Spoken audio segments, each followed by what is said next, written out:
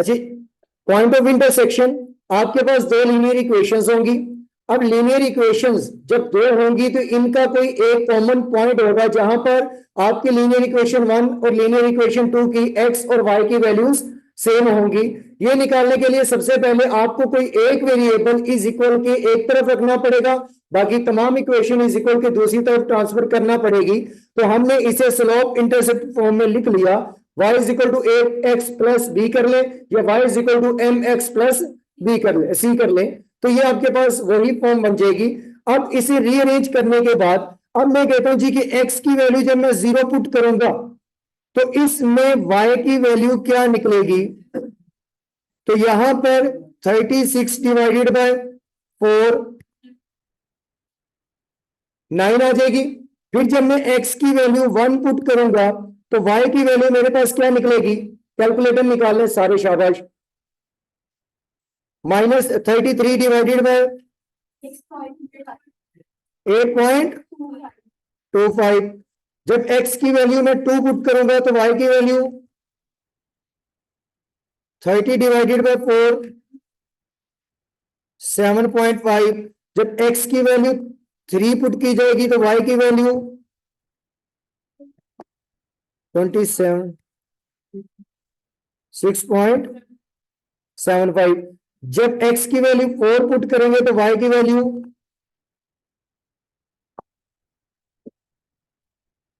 जी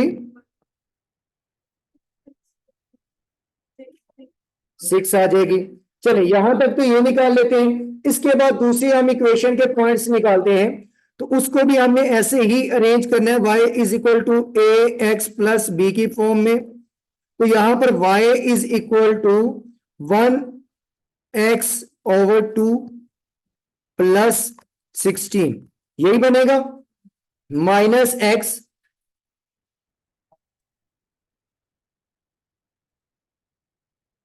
यहां पर हमारे पास बनेगा -x प्लस 16 डिवाइडेड बाय 2।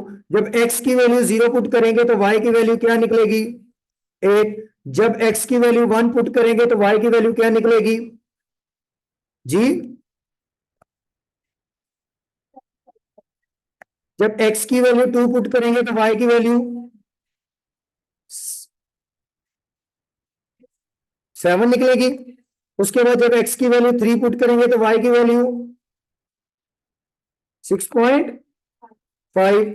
और इसके बाद जब हम x की वैल्यू 4 पुट करेंगे तो y की वैल्यू 6। तो देखें ये एक कॉमन पॉइंट्स आ गए हैं, x की वैल्यू 4 और y की वैल्यू 6, और यहां पर भी x की वैल्यू 4 और y की वैल्यू 6। तो जहां पर दोनों इक्वेशंस पे कोई कॉमन पॉइंट आ जाएंगे कि लीनियर इक्वेशन 1 और लीनियर इक्वेशन 2 की आपके पास x की वैल्यू भी और y की वैल्यू दोनों क्या क्या निकली है? सेम निकली है। x की वैल्यू लाइन 1 और लाइन 2 की 4, और y की वैल्यू लाइन 1 और लाइन 2 की क्या निकली है जी? 6। एक मेथड ये है, एक मेथड आपके पास होगा जी इसको साइमल्टेनियसली सॉल्व करने का। अब साइमल्टेनियसली कैसे सॉल्व करेंगे? एक मेथड तो ये है,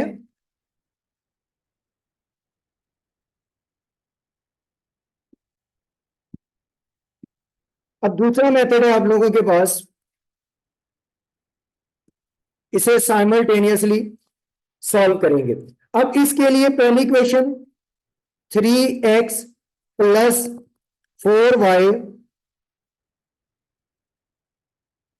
इज इक्वल टू 36, और दूसरी इक्वेशन है जी x plus 2y is equal to 16। Sir इसमें सबसे पहले ये करना होता है कि किसी भी एक वेरिएबल को आपने यहां से क्या करवा देना है? खत्म करवा देना है। अब कैसे खत्म करवाया जाएगा? दोनों इक्वेशन में, यानी कि आपके पास जो इक्वेशन है इनको, इनमें से आप एक इक्वेशन को, यानी कि फर्स्ट इक्वेशन में से सेकंड को क्या कर देंगे? माइनस करवा देंगे। अब इनमें से जब माइनस करवाएंगे तो आपका एक वेरिएबल खत्म हो जाना चाहिए। अगर देखा जाए तो यहां पर तो माइनस करवाने से भी कोई भी खत्म नहीं होगा, तो भाई किसी एक इक्वेशन को आप किसी एक यूनिट से मल्टीप्लाई कर देंगे, और जो मल्टीप्लाई आप लेफ्ट साइड से जिस यूनिट से करेंगे सेम राइट साइड पे भी आप उसे मल्टीप्लाई कर रहे होंगे। तो मैं इस इक्वेशन को मल्टीप्लाई करवा देता हूं मैं अगर y को खत्म करूंगा तो 2 से, अगर मैं x को खत्म करूंगा तो 3 से। अब देख लें कि y को खत्म करना है ये x को, चलें x को करेंगे तो यहां पर हमें 3 के साथ मल्टीप्लाई करना पड़ेगा, तो नई इक्वेशन मेरी क्या बन जाएगी, 3x plus 6y is equal to 48। तो मैं इस इक्वेशन को क्या कर दूंगा, अब खत्म कर दूंगा। मेरे पास नई इक्वेशंस आ गई है, 3x plus 4y is equal to 36 और दूसरी होगी 3x plus 6y is equal to 48। अब जब माइनस करवाएंगे तो साइन माइनस करवाना है हमने, ये तो कैंसिल, प्लस माइनस माइनस, यहां पर क्या आएगा, -2y is equal to, sorry -12। अब यहां पर अगर हम ये देखें y is equal to -12 divided by -2, तो answer y is equal to कितना आएगा, 6। ऊपर भी y कितना निकला, 6 निकला। अब ये जो y इज इक्वल टू 6 निकला है, आप ये इन दोनों में से, इन दोनों जो ओरिजिनल है ये या ये, इन दोनों में से किसी भी एक इक्वेशन में पुट करके देख ले, आपके पास जो आंसर निकलेगा वो x का 4 ही निकलेगा। अब क्या करेंगे, हम इसको y पुट करके देखते हैं जी इस इक्वेशन में। तो यहां पर x प्लस यहां पर 2y की वैल्यू कितनी है जी, 6 is equal to 16, x is equal to 16 minus 12, तो आंसर 4। तो x का आंसर क्या निकला, 4। अगर अब आप देखेंगे तो ये आंसर जो हमने पहले निकाला था उससे भी निकल आया है कि x और y यानी कि 4 और 6 इनके पॉइंट ऑफ इंटरसेक्शन है। इसके अलावा अगर आप तीसरे मेथड से जाएंगे तो वो तो है ही आसान, जो आपने पेपर में अप्रोच अपनानी है। अगर आपको कोई दो लीनियर इक्वेशन दे दे और आपको कहे कि आप इनका पॉइंट ऑफ इंटरसेक्शन निकालें, तो आप जब उसका पॉइंट ऑफ इंटरसेक्शन निकालेंगे तो आप उसे कैलकुलेटर पर सॉल्व कर रहे होंगे। अच्छा, सबसे पहले हमारे पास लीनियर इक्वेशंस, सबसे पहले हम क्या करेंगे, मेमोरी क्लियर कर लेंगे। अगर मेमोरी क्लियर नहीं है तो मेमोरी क्लियर कर लीजिएगा। उसके बाद आप मोड प्रेस करेंगे, मोड प्रेस करने के बाद नंबर 5 पे जाएंगे। नंबर 5 के बाद अगर आप देखें तो नंबर 1 पे लीनियर इक्वेशन है ax plus by is equal to c। Calculator नजर आ रहे हैं ऑनलाइन वाले बच्चों को, आ रहे हैं?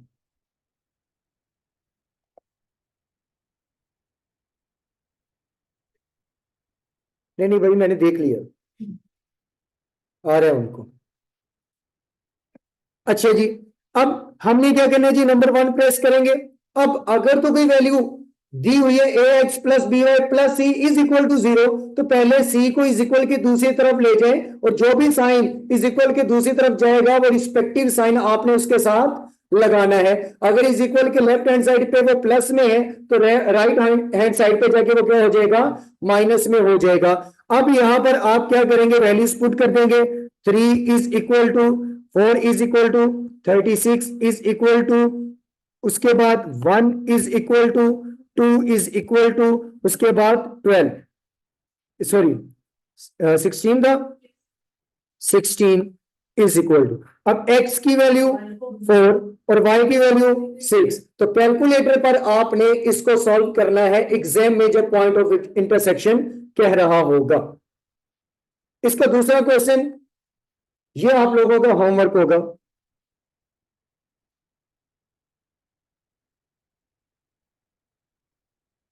आप इसको साइमल्टेनियसली भी सॉल्व करेंगे, मैनुअल भी सॉल्व करेंगे, और एंड पे अपना फाइनल आंसर चेक करने के लिए आप इसे कैलकुलेटर पर भी सॉल्व करेंगे। इसके बाद एजिज वाला क्वेश्चन है जी, वो कहते हैं जी आप फैमिली मेंबर, अब एजिज में कोई फॉर्मूला नहीं है, सिर्फ आपने क्या करना है, वर्ड प्रॉब्लम को पढ़ के उसे आपने इक्वेशन की फॉर्म में एडजस्ट करके फिर उन इक्वेशन में से x और y की वैल्यूज निकाल के आपने इनको सॉल्व करना है। अब वो कहता है आप family member is 15 years younger than a second member. Second member से फर्स्ट मेंबर 15 साल छोटा है या बड़ा है? यंगर, यंगर किसे कहते हैं? छोटे को। जो मेंबर B2 है वो 15 साल बड़ा है और मेंबर 1 15 साल छोटा है। तो आगे कहते हैं जी 3 times of the age of first member, 3 times of the age of first member, पहले मेंबर की जो भी एज होगी, अभी एज नहीं उसने बताई, उसने कहा कि भाई 2 मेंबर है, मेंबर 1 मेंबर 2 से 15 साल छोटा है। अगर तो मेंबर 2 की एज का पता होता तो उसकी एज में से 15 साल माइनस करवा देते तो मेंबर 1 की एज का पता चल जाता। लेकिन आगे आगे क्या कहते हैं जी, जो मेंबर 1 की एज है उसका 3 times and added to the twice, फिर उसे जमा करें twice of the age of second member. जो दूसरा मेंबर है उसकी एज का भी नहीं पता, उसकी एज का 2 गुना और पहले मेंबर की एज का 3 गुना, दोनों को जमा करेंगे तो टोटल कितने साल बनते हैं? 80 ईयर्स बनते हैं। अब यहां से सबसे पहले आपने सिर्फ इतना पढ़ना है, सिर्फ इतना पढ़ के इक्वेशन 1 बनानी है। अब मैं अगर लिख दूं कि first member age of member 1 is equal to x, जो पहले मेंबर की एज है वो है एक्स और age of member 2 is equal to, वो क्या होगी फिर? वाई। ये मैंने रिप्रेजेंट कर दिए कि भाई जो भी एज है, कोई भी वेरिएबल हो सकता है, पहले मेंबर की एज एक्स, दूसरे की एज वाई, मैंने रिप्रेजेंट कर दिया। अब मैं इसे पढ़ता हूं, वो कहता है family is 15 years younger than the family member, family member is 15 year younger than the second member. तो भाई पहला ही फिर होगा जो 15 साल छोटा होगा दूसरे से। तो भाई इसकी इक्वेशन इस तरह से बनेगी कि एज ऑफ यानी कि एक्स, पहले की एज दूसरे की एज में से 15 साल माइनस करवा दो, या क्या होगा, दूसरे की एज इज इक्वल टू पहले की एज प्लस 15। ये कर सकता हूं कि पहले की एज में 15 साल जमा करूंगा क्योंकि वो 15 साल बड़ा है, तो मेरे पास दूसरे मेंबर की आ जाएगी। और अगर मैं पहले मेंबर की निकाल लूं तो भी हम कर सकते हैं, जैसे अभी ऊपर साइमल्टेनियसली क्वेश्चन हमने किया तो मैंने कहा कि उसमें एक्स को कट करूं यानी कि एक्स वेरिएबल को खत्म करूं या वाई वेरिएबल को। आप लोगों का आंसर था सर एक्स को, तो हमने 3 से मल्टीप्लाई कर दिया। अगर वाई को करना होता तो 2 को कर देते। इसी तरह यहां पर भी हमने क्या करना है, किसी एक वेरिएबल की अगर हमें लाइफ का पता चल गया तो किसी दूसरे वेरिएबल की लाइफ हम आसानी से निकाल सकते हैं। तो यहां पर मैं फर्स्ट मेंबर की लाइफ निकाल रहा हूं, life of first member is equal to the 15 years less than the life of second member. जो सेकंड मेंबर है उसकी जो लाइफ है उसमें से 15 साल माइनस करेंगे तो भाई पहला जो होगा उसकी लाइफ हमारे पास आ जाएगी। अब ये एक इक्वेशन बन गई, इक्वेशन 1, मतलब हाफ रीड किया था अभी। इसके बाद क्या था जी, टाइम। आगे जी आगे 3 times of the age of first member, पहला मेंबर उसकी एज का 3 गुना, भाई जो भी उसकी एज है उसका 3 गुना, प्लस यानी कि added plus twice the age of second member to Y. वो कहते हैं जी कंबाइंस करेंगे तो कितने साल बनेंगे? 80। अब ये 2 इक्वेशंस आ गई, ये दोनों इक्वेशंस आ गई। अब या तो हम इज्जत से क्या करें, कैलकुलेटर पर सॉल्व कर लें तो भी साइमल्टेनियसली हो जाएगा। अगर इसको मजीद सिंप्लीफाई करें, मैनुअल तरीके से लेके जाएं, बस इक्वेशंस बनाना इसमें मुश्किल है, जो कि हमने बना ली। अब क्या हो सकता है, अब भाई जहां पर x की वैल्यू है वहां पर मैं x की वैल्यू ये पुट कर सकता हूं, टोटली उस इक्वेशन से x खत्म हो जाएगा, y का आंसर आ जाएगा। भाई जो भी y का आंसर आएगा वो उठा के इस इक्वेशन में या इसमें पुट करके हम x की वैल्यू भी निकाल लेंगे। पहले तो मैनुअल करते हैं, उसके बाद कैलकुलेटर पर भी कर लेंगे। अब यहां पर 3y minus 15 plus 2y is equal to 80। यहां पर 3y minus 45 plus 2y is equal to 80। अब 3y minus 2y is equal to 80 plus 45। अब यहां पर y इज इक्वल टू क्या निकला? 120। इसके बाद क्या डिवाइडेड बाई,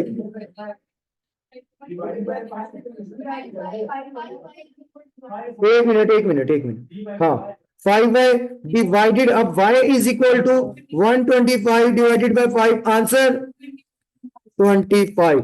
तो the age of second member is 25। अब जब उसकी एज 25 निकली है तो क्या मैं ये इस इक्वेशन में अगर y की वैल्यू पुट कर दूं तो आंसर क्या निकलेगा? x is equal to 25 minus 15 is equal to 10। एक तो ये है, मतलब मैनुअल तरीके से अगर करना है। अदरवाइज यहां से आप क्या करेंगे, कैलकुलेटर पर भी सॉल्व कर सकते होंगे। यहां इससे ऑनवर्ड आप कैलकुलेटर पर सॉल्व कर सकते होंगे, लेकिन ये तो आपको a प्लस बी, ये कॉन्स्टेंट उन्होंने बाहर निकाल के दिया, ये इक्वेशन तो बिल्कुल रीअरेंज हुई पड़ी है, लेकिन इस इक्वेशन को आपको क्या करना पड़ेगा? रीअरेंज करना पड़ेगा। तो भाई रीअरेंज करके आएगी x minus Y is equal to minus 15। क्या यही आएगी? x minus Y is equal to minus 15। तो कैलकुलेटर निकालते हैं, तो भाई हम पुट कर देते हैं ये वैल्यूज इसके अंदर।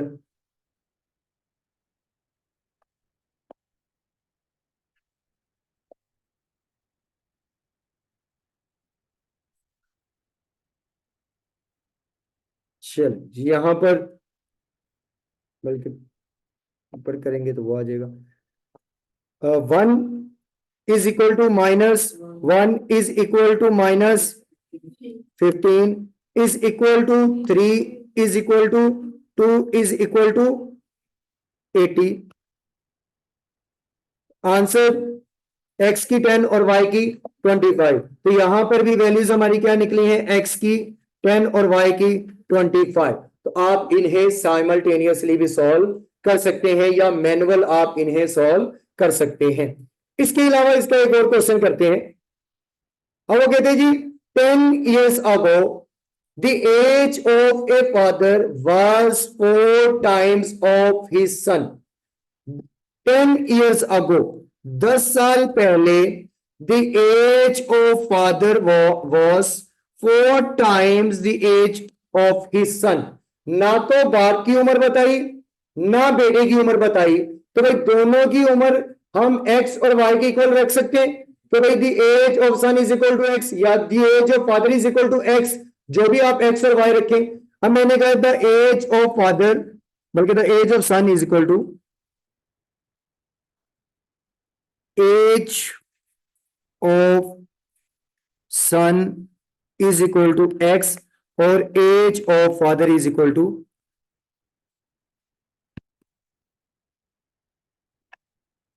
वाई। ये मैंने क्या कर दिया भाई, अभी आप लोगों के सामने कैलकुलेटर पर मैंने किया है, आंसर बिल्कुल ठीक आया है। बस ये है कि आपने सबसे पहले ये देखें कि इक्वेशंस जो है उसके अंदर ये पुट की है या कि आपने ये जो मैं ग्रीन से हाईलाइट कर रहा हूं ये पुट की है, उनको ग्रीन ही जा रहा है। भाई ग्रीन वाली आपकी करेक्ट नहीं है, जो येलो वाली है वो आपकी लीनियर इक्वेशन की स्टैंडर्ड फॉर्म के अकॉर्डिंग है, जो कैलकुलेटर एक्सेप्ट करके आपको करेक्ट आंसर देगा। आप अपनी वैल्यूज प्लीज चेक कीजिएगा कि ये दो वैल्यूज आपने पुट करनी है। एक आपने पुट करनी है 3x वाली,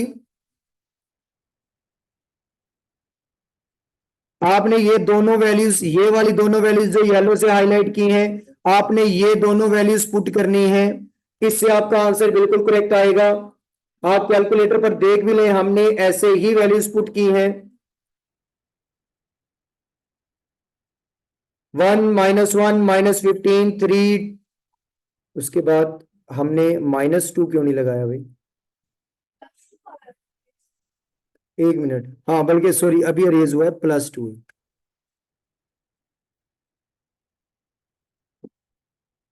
अब करके देखें, सही आएगा आंसर।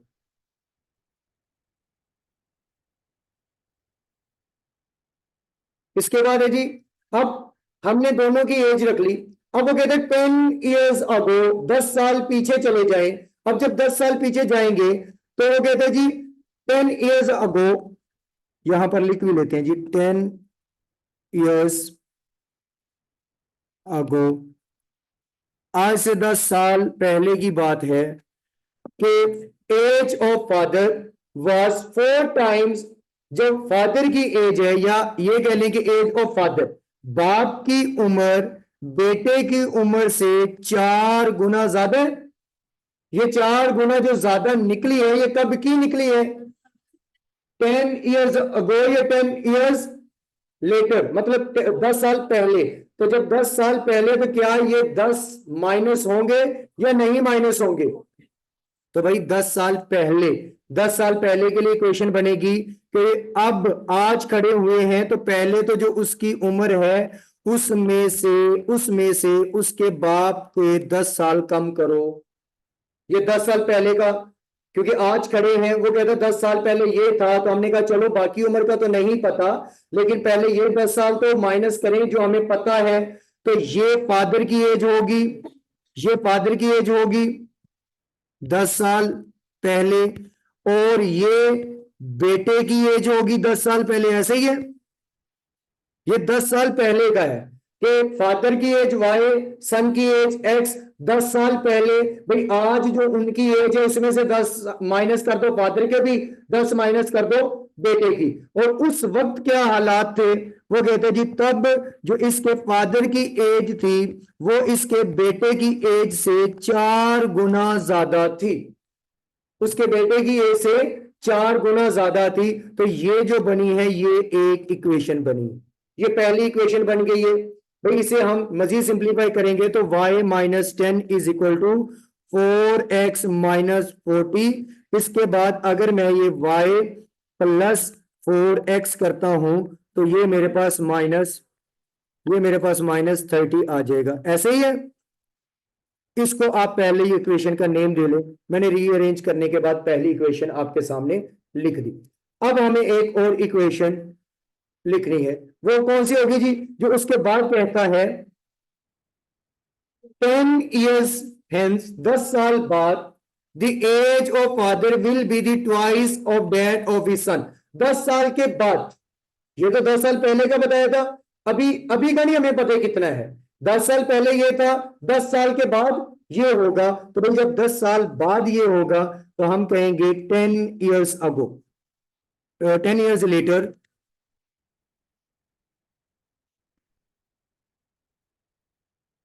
इसके लिए y + 10, ये किसकी बन जाएगी? फादर की। और x - 10, कहाँ प्लस ही लिखा है, x + 10 ये किसकी बन जाएगी?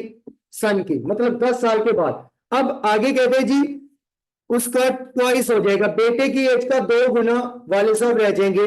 तो ये हो जाएगा y + 10 = ट्वाइस ऑफ हिज सन, अपने बेटे से 2 गुना ज्यादा। तो y + 10 = 2x + 20। इसे मजीद सिंप्लीफाई करेंगे तो यही बनेगा। ये आपके पास दो लीनियर इक्वेशंस आ गई है, और मैंने स्टैंडर्ड फॉर्म में इनको निकाल के लिख दिया है।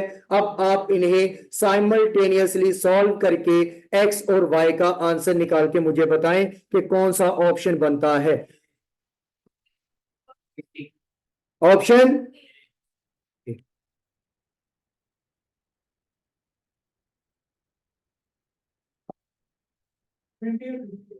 ठीक हो गया।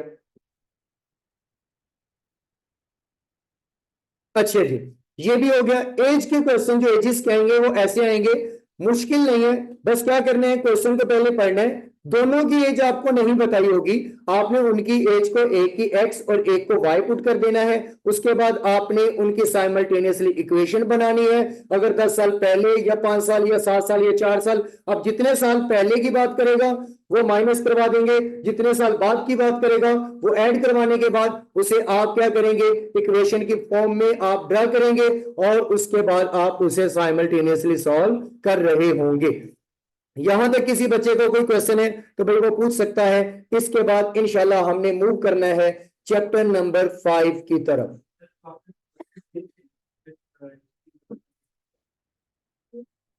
जी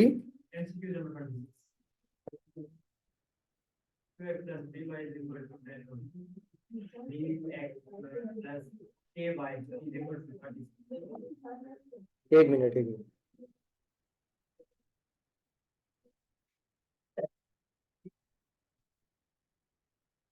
जी अब हजीब बोलें, क्या क्वेश्चन था? वो एंड पे करने जो मैंने शेयर की, अभी तो मैंने और भी फाइल्स शेयर करनी है।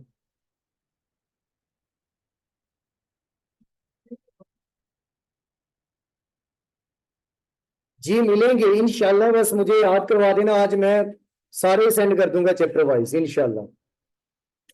लेकिन उसमें एक चीज बता दूं कि जो ये लास्ट अटेम्प्ट में एमसीक्यूज आए थे आई कैप के एग्जाम में, वो अभी तक अपडेट नहीं होंगे।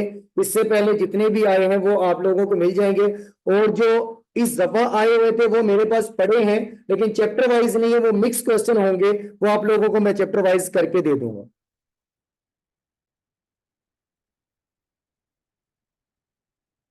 ये जो अभी तक ऐड नहीं हुए, वो ये स्क्रीन पे मैं अपना नंबर लिख रहा हूं भाई, वो मुझे मैसेज कर दें।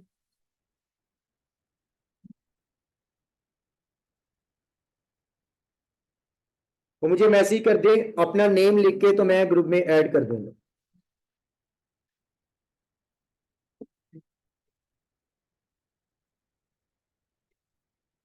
बेटा जी मुझे बहुत काम होते हैं, बोला मैंने जरूर था, माजरत मेरी, मैं मानता हूं मेरी गलती है, मैंने बोल दिया और उसके ऊपर अमल नहीं किया। क्योंकि एक ही संडे था और एक संडे में आपको भी पता है कि 2 मैच थे और दोनों ही देखे, तो टाइम तो मिला नहीं है। उसके अलावा अपना भी पढ़ना था, तो कुछ अपना भी पढ़ा है, तो 3-4 घंटे और मैच भी देखे, तो उसके बाद कोई मुझे याद नहीं रहा। लेकिन इंशाल्लाह जो है वो आज हम डिसाइड करेंगे ग्रुप के अंदर। ग्रुप में कुछ टाइम के लिए ओपन कर दूंगा आप लोगों के लिए, लेकिन उसमें जो है वो फजूल मैसेज ना कीजिएगा और ना ही स्टिकर सेंड कीजिएगा। आवाज आ रही है आप लोगों को? नहीं नहीं, माइक चल रहा है।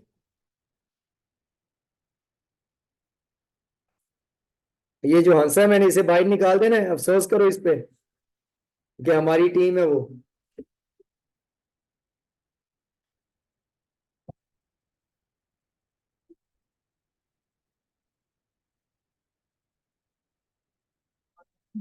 आ, अली बच्चे, अगर आपने नहीं भी किया तो इंशाल्लाह आपको फील नहीं होगा कि इससे पहले आपने नहीं पढ़ा। इस चैप्टर के लिए तो मैंने बाकी चैप्टर से मैं जरा स्पीड पकड़ी थी कि हम इसे बड़े सुकून से करेंगे, और फाइनेंस और प्रोबेबिलिटी जो होगी इसको हम बड़े आराम और सुकून से लेके चलेंगे। जिसने नहीं भी पढ़ा होगा वो, मैं यही अज्यूम कर रहा हूँ कि इससे पहले जो भी बैठा है वो फ्रेश ही बैठा है। मैं किसी का ये अज्यूम नहीं कर रहा कि भाई वो पढ़ के बैठा है। हाँ, पहले चैप्टर नंबर 2 और 4 में मैंने अज्यूम किया है कि उसने कुछ ना कुछ पढ़ा होगा, लेकिन इसमें भी मैंने आपको कॉन्सेप्ट डीपली ही दिए हैं, कुछ इसमें इतने ज्यादा कॉन्सेप्ट थे भी नहीं।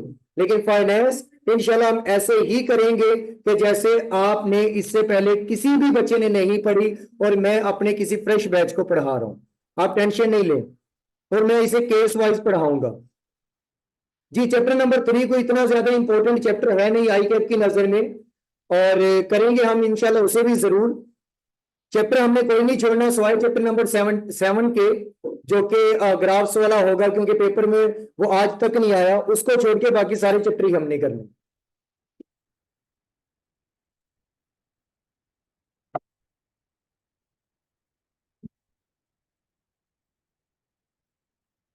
जी फादर और सन वाले आके नेम चेंज कर सकते हैं, नेम वहां मिस्टर एक्स मिस्टर वाई भी कर सकता है, या कोई भी नेम दे सकता है। नेम आगे पीछे कर सकता है, वो बहन भाई का कर सकता है, इसके अलावा वालदा का कर सकता है, या बेटे और उसका बहन का कर सकता है। मतलब ये डिफरेंट, वो कोई भी नेम यूज कर सकता है, लेकिन ऐसा कभी कभार आ जाता है जिस वाला। जी चैप्टर नंबर 5 अभी हम स्टार्ट करने वाले हैं। टाइम हमारे पास अभी 1 घंटा है, और इंशाल्लाह हमने सिर्फ इस 1 घंटे के अंदर सिर्फ सिंपल इंटरेस्ट पढ़ना है, सिर्फ सिंपल इंटरेस्ट। भाई डीपली पढ़ना है ना, हैरान क्यों रहे? वैसे तो 1 घंटे में चैप्टर 5 पूरा भी पढ़ा जा सकता है, लेकिन सिर्फ हमने उसमें सिंपल इंटरेस्ट पढ़ना है। इस चैप्टर में कोई फॉर्मूलाज नहीं है। ये जो भी मेरी बेटी कह रही ना कि इसमें बहुत फॉर्मूलाज, भाई इसमें कोई फॉर्मूलाज नहीं है, सिर्फ 2 फॉर्मूलाज हैं, उन्हीं फॉर्मूला से हमने सारे फॉर्मूलाज बनाने हैं।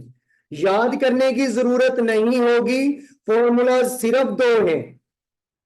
ये आपको लगता है कि बहुत फॉर्मूलाज है, वो रटने के लिए है, समझने के लिए तो सिर्फ 2 फॉर्मूलाज हैं, और वो आज हम कर लेंगे, उसके बाद उसी को हमने आगे लेके चलना है।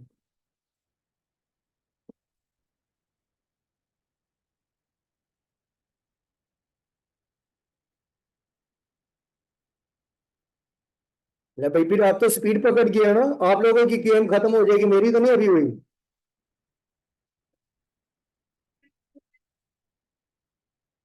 नहीं नहीं, वो किसी ने कहा कि हमारा क्यूएम जो है वो उसका लेक्चर वीक में खत्म हो जाएगा। अच्छा हमारा इधर का पूछ रहे हैं या फिर कॉलेज का कह रहे हैं आप? हमाद अहमद इधर का कह रहे हैं, तो भाई इधर तो ये फेब तकरीबन आपका पूरा लग जाएगा।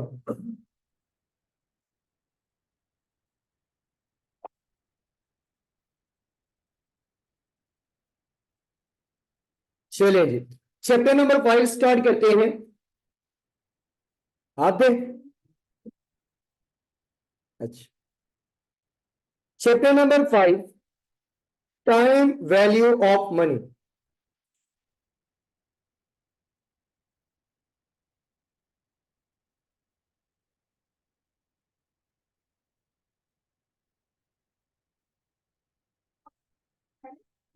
मुझे समझ नहीं आ रही आप क्या कह रहे हैं।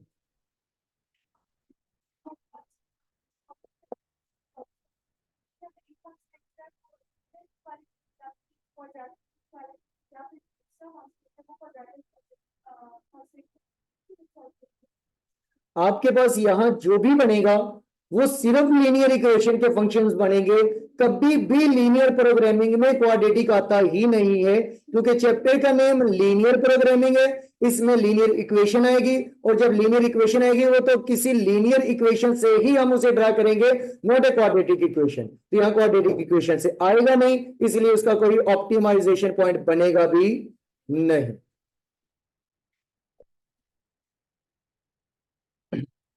अच्छा जी, chapter number 5, time value of money. Basically इसमें आपने ये देखना होता है कि आपके जो पैसे की वैल्यू है, भाई वो टाइम टू टाइम इंक्रीज करेगी या पैसे की value time to time decrease करेगी।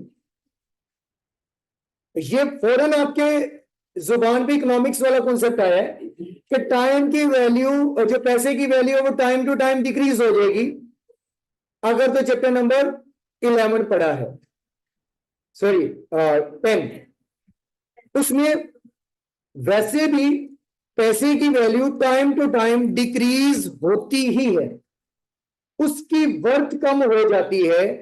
और वो वर्थ कम सिर्फ किसकी वजह से होती? प्राइस लेवल की अप की वजह से, जो लगातार बढ़ता जाए उसकी वजह से। अब यहां पर अगर हम देखें तो वो कहते हैं जी,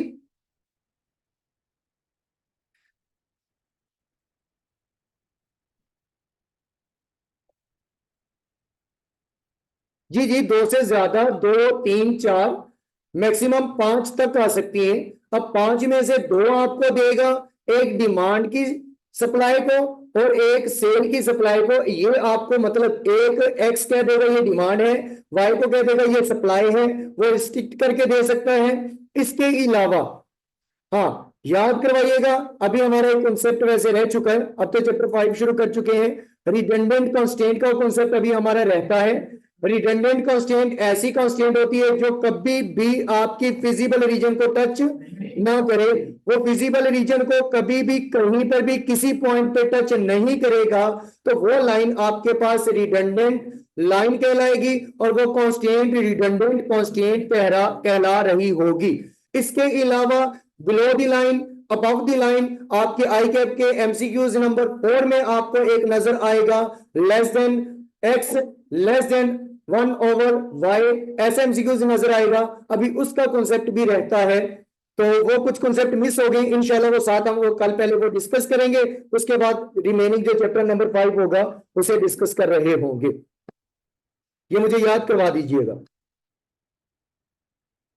The value that the money that is available at the present time, जो आज हमारे हाथ में पैसे हैं, इसकी आज की वैल्यू इज वर्थ, उसकी जो आज की वैल्यू है वो कह रहे हैं कि मोर, वो ज्यादा है, उसके आज जो हमारे हाथ में पैसे हैं इसकी वैल्यू ज्यादा होगी more than the same amount, अगर यही पैसे हमारे हाथ में फ्यूचर में हो due to its potential energy capacity. क्यों आज हमारे हाथ में क्यों ज्यादा होंगे? क्योंकि हम इससे पैसे बाद में कमा भी सकते होंगे अगर हम कहीं किसी जगह पर इसे लगाएंगे तो। मतलब आज हमारे हाथ में 1,00,000 रुपए है, 1,00,000 रुपए है, और ये इसकी वर्थ अगर सिर्फ हाथ में ही रखें तो भाई ये इस हाथ में मेरे पास है जी 1,00,000 रुपए, इस हाथ में भी है 1,00,000 रुपए, ये हाथ मेरा आज का है और ये 5 साल बाद में होगा। क्या ये वाला 1,00,000 इस 1,00,000 के 5 साल के बाद बराबर होगा? नहीं हो सकता है इस 1,00,000 में मैं आज एक CD70 बाइक खरीद लूं, क्या 5 साल के बाद क्या मैं ये जो मेरे पास 1,00,000 है CD70 बाइक इससे परचेज कर सकता हूं? नहीं, क्योंकि इसकी वर्थ बराबर नहीं होगी। तो कौन से वाले पैसे की वर्थ मेरे पास आज ज्यादा है जो मेरे पास अब है? क्योंकि अब मैं इसे इस्तेमाल करके कुछ भी कमा सकता हूं, इससे कोई भी ज्यादा पैसा मजीद फ्यूचर में बना सकता हूं, इसे कहीं पर भी इन्वेस्ट कर सकता हूं, इसके पास कैपेसिटी है कि ये अपने से डबल करके या अपने से इंक्रीज करके दे सकता है। तो ये टाइम वैल्यू ऑफ मनी होती है कि पैसे की वैल्यू टाइम के साथ साथ अब या तो वो डिक्रीज हो जाएगी या वो क्या हो जाएगी, इंक्रीज हो जाएगी। भाई पैसे की वैल्यू अगर आपने रेट इतना ही कम कर दिया है या वो आप रेट जितना चार्ज करना चाहते थे उतना किया नहीं तो पैसे की वैल्यू डिक्रीज हो जाएगी। अगर आपने फ्यूचर में कोई डिसीजन मेकिंग, आपको लगता है कि यार फ्यूचर में अगर मेरे पास इतने होंगे तो इसकी वैल्यू कम नहीं होगी, इसके लिए ये रेट लगना चाहिए, फिर मेरे पास ये वैल्यू आएगी, तो फिर ये जो डिसीजन मेकिंग कर रहे होंगे ये सारी हम इस फाइनेंस में सीखेंगे। ये हमने time of value of money में सीखना है। तो इस चैप्टर में बेसिकली हम जो कर रहे होंगे वो अपनी अमाउंट को कंपाउंड कर रहे होंगे। कंपाउंडिंग का मतलब है कि आप अपने पैसे को बढ़ा रहे होंगे। भाई वो ईयरली बेसिस पे भी बढ़ सकता है, वो सेमी एनुअली यानी कि हर 6 माह बाद भी बढ़ सकता है और वो हर माह बाद भी बढ़ सकता है। हम स्टेप बाय स्टेप इनको डिस्कस करेंगे। अब ये तो चैप्टर का था ओवरव्यू। भाई इस चैप्टर में 2 ही किरदार होंगे जो कि आप लोगों को सामने स्क्रीन पे नजर आ रहे हैं। इस पूरे चैप्टर में माशाल्लाह 2 ही किरदार हैं और दोनों ने अच्छे पोज बनाए हुए हैं। अब एक है जी लैंडर, एक है लैंडर, खुशी भी दोनों की सेम है। अब जो लैंडर है, अब अगर इस टर्म को देखा जाए कि भाई लैंडर क्या होता है, लैंडर वो होता है जो किसी एक पर्सन को पैसे उधार दे, किसी एक पर्सन को पैसे उधार दे। लैंडर पैसे उधार देने वाला, भाई ये कोई फीस सबीलिल्लाह नहीं दे रहा, वो पैसे जो उसे उधार देगा उसके साथ एक टाइम फिक्स कर लेगा कि भाई इतने साल के लिए आप ये अमाउंट मुझे दे दें या ये अमाउंट मैं आपको दूंगा और इसके ऊपर मुझे इंटरेस्ट चाहिए, इसके ऊपर मुझे इसका रेंट चाहिए, जो ये मैं अमाउंट दे रहा हूं ये अमाउंट आप यूज करें, इसके ऊपर ये अमाउंट और इसके ऊपर बनने वाला rent in the form of interest जो भी बनेगा वो आप क्या करेंगे, मुझे पे बैक करेंगे। तो लेंडर जो कोई भी एक एग्रीमेंट करके एक फिक्स टाइम पीरियड के लिए किसी दूसरे बंदे को पैसे दे रहा होगा और उसमें उसका मेन ऑब्जेक्टिव उससे फायदा कमाना, इंटरेस्ट कमाना होगा, वो आपका पर्सन क्या कहलाएगा। फर्क, इसके अंदर फर्क वाज़ह करें, इस डायग्राम के अंदर कोई फर्क है। अब मैंने एक मजीद बाल लगा दिया लेंडर के सर पे, तो अब फर्क है। अब यहां पे बॉर्डर क्या है, बॉर्डर में होते हैं जी कि जो पैसा उधार लेने वाला है, यानी कि उधार देने वाला और उधार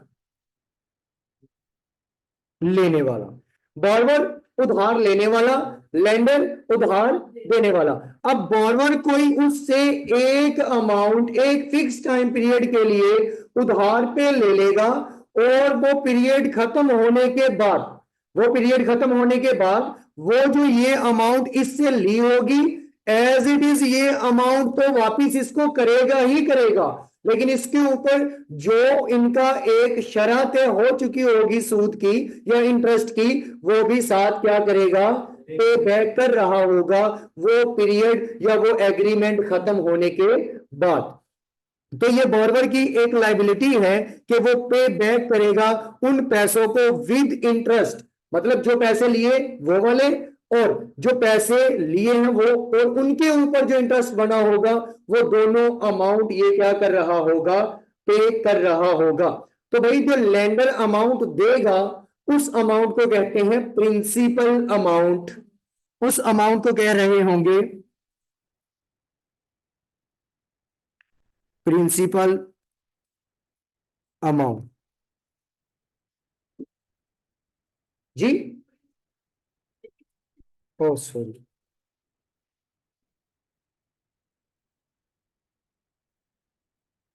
प्रिंसिपल अमाउंट।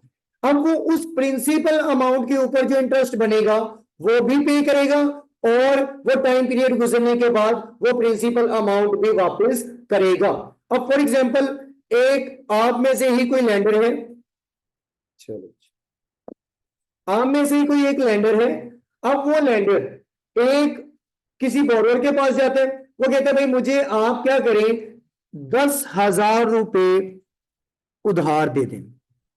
अब 10,000 रुपए उससे उधार लेगा, भाई ये उसने कोई एक टाइम उसके साथ डिसाइड किया होगा कि 5 साल के बाद मैं आपको ये 10,000 रुपए वापिस कर दूंगा। उसने कहा कि ठीक है, बस इतने 10 ही करोगे, हाँ भाई 10 ही। वो कहता फिर मुझे फायदा अगर मैंने 10,000 आपको देना है, भाई आज भी इसे 10,000 को मैं किसी बिजनेस में देता हूं क्योंकि कल को इस हाथ पे भी 10 रखूंगा, आज इस हाथ पे 10 रखता हूं, 5 साल के बाद इस हाथ पे आके आप 10 रखोगे तो मुझे क्या फायदा आया।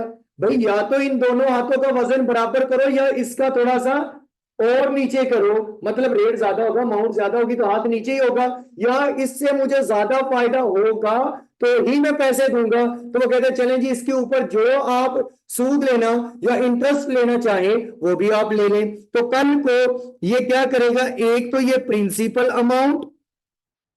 प्रिंसिपल अमाउंट प्लस इसके ऊपर जो इंटरेस्ट होगा वो दोनों क्या कर रहा होगा, इसके हाथ पे वापस रख रहा होगा। अब ये जो वो अमाउंट एक्स्ट्रा पे करेगा, भाई वो एक्स्ट्रा अमाउंट के ऊपर वो एक्स्ट्रा अमाउंट हम क्या कह रहे होंगे कि वो अमाउंट किसकी होगी, इंटरेस्ट की होगी। प्रिंसिपल तो भाई सेम ही रहनी है, ये 10,000 है तो ये भी 10,000 रहेगा। ये जो एक्स्ट्रा अमाउंट आई है ये किसकी आई होगी, इंटरेस्ट की आई होगी। तो हम ये कहेंगे कि ये अमाउंट क्या कहलाएगी, ये अमाउंट आपकी इंटरेस्ट की अमाउंट कहला रही होगी। अब इसमें एक टाइमलाइन का भी कॉन्सेप्ट है, भाई टाइम लाइन बेसिकली होती क्या है? टाइम लाइन आप मोस्टली तो अकाउंटिंग में इस्तेमाल करते हैं, जिसके ऊपर आप जितने भी एक बिजनेस की ट्रांजैक्शंस हैं उनके इनफ्लोज और आउटफ्लोज को आप रिकॉर्ड कर रहे होते हैं। बिल्कुल इसी तरह हमने इस फाइनेंस में भी हमने टाइम लाइन की जो है वो मदद लेनी है क्वेश्चंस को सॉल्व करते हुए। अब ये टाइम लाइन स्टार्ट हो रही है, और जब ये स्टार्ट होगी उस दिन जो भी पर्सन होगा, फॉर एग्जाम्पल ये पर्सन है, ये आज के दिन खड़ा है, जब ये आज के दिन खड़ा है तो ये आपका ईयर होगा 0,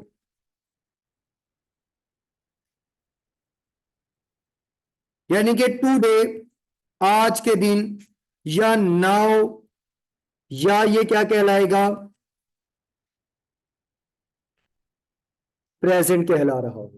भाई आज के दिन ये जो भी हरकत करेगा, चाहे वो पैसे लेने वाली हो या किसी को पैसे देने वाली हो, अगर भाई किसी को पैसे देगा तो ये लेंडर होगा, अपने घर में बैठ के अपने आने वाले पैसों का हिसाब लगा रहा होगा। अगर ये बोरवर है तो भाई पैसे उधार लिए होंगे, अपने घर में बैठ के 5 साल बाद जो पैसे रिटर्न करने होंगे उनका हिसाब लगा रहा होगा।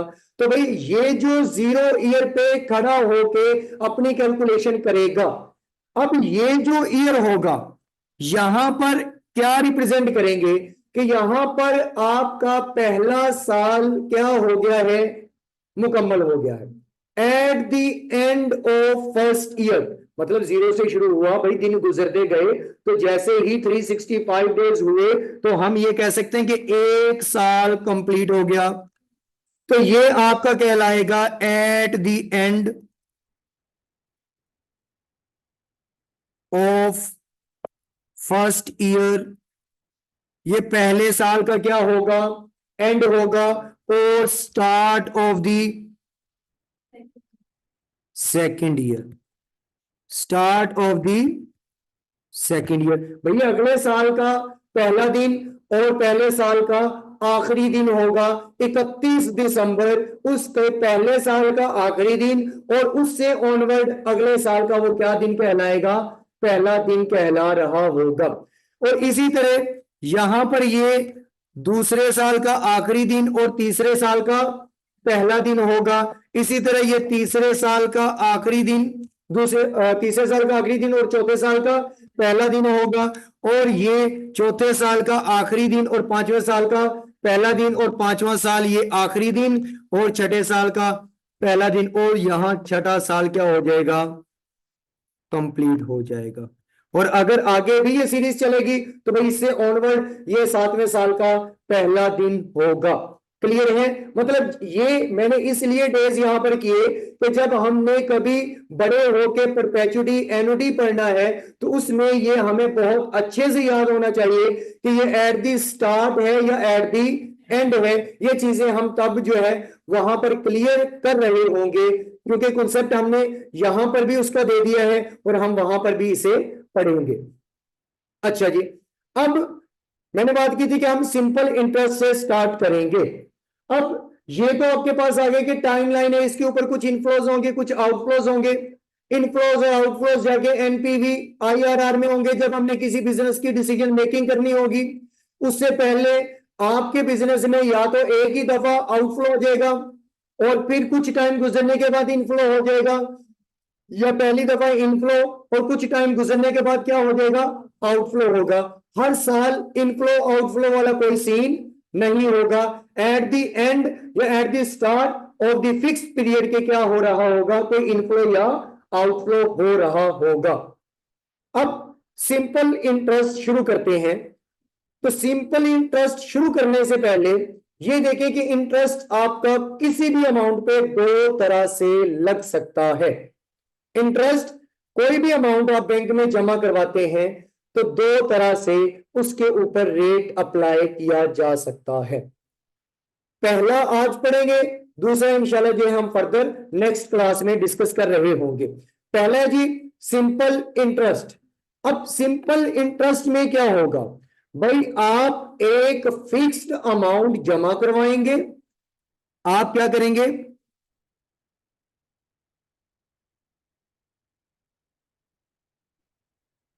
फिक्स्ड अमाउंट जमा करवा रहे होंगे, वो फिक्स्ड अमाउंट आपकी एक फिक्स्ड पीरियड के लिए होगी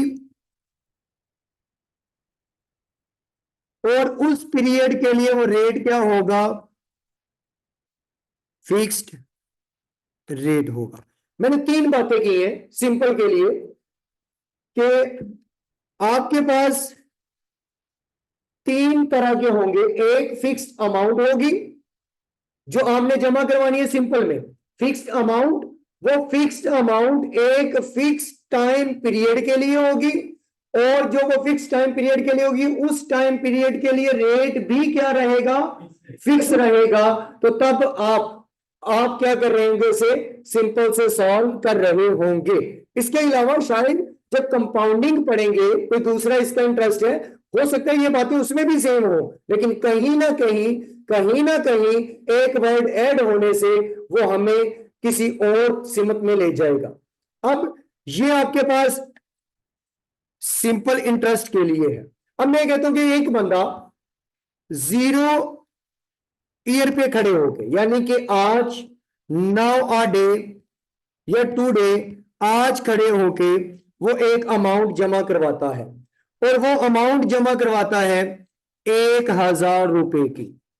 1,000 रुपए की वो एक अमाउंट जमा करवाता है। या इसका कॉन्सेप्ट भाई आप लेंडर से भी ले सकते हैं, आप बॉर्डर से भी ले सकते हैं। अच्छा जी, अब बताएं कि आप पैसा उधार लेने जाएंगे उस सिम से देखना या आप किसी को दे रहे हैं उसके हिसाब से देखना, दे रहे हैं। चलें जी, चलो निकालें 1,000, शाबाश निकालें, अमीर है ना। अच्छा जी, 1,000 रुपए आप जमा करवा रहे हैं। भाई इस 1,000 रुपए के लिए मैं कहता हूं कि आप कितने साल के लिए जमा करवा रहे हैं, 5 साल के लिए आप 1,000 रुपए जमा करवा रहे हैं। इससे पहले ना तो आप उससे मांगेंगे और ना ही वो आपको पैसे पे करेगा। 5 साल के लिए आपने उसे पैसे जमा करवा दे दिए, यानी कि ये पहला साल होगा, ये दूसरा साल होगा, ये तीसरा साल होगा, ये चौथा साल होगा और ये 5वां साल होगा। यानी कि यहाँ 1 साल कंप्लीट हो जाएगा, यहाँ 2 साल, यहाँ 3, यहाँ 4 और ये 5, ये छठे साल का पहला दिन हो जाएगा। इससे आगे हमने जाना भी नहीं है। अच्छा, 5 साल के लिए ये डिसाइड हो गया कि आपने 5 साल के लिए एक बंदे को 1,000 रुपए दे दिया। अब आप उससे चार्ज करेंगे रेट 10%, आप उससे 10% सालाना रेट चार्ज कर रहे होंगे।